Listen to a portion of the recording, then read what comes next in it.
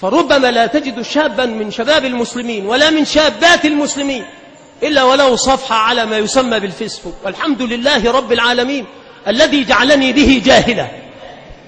لقد أنعم الله عز وجل علي بأن عافاني مما ابتلى به غير. الحمد لله رب العالمين، اللهم لك الحمد ولك المنة.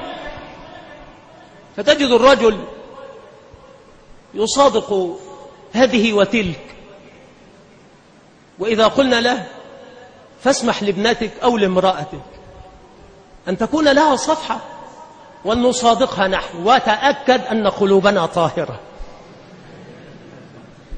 سنعاملها كأختنا.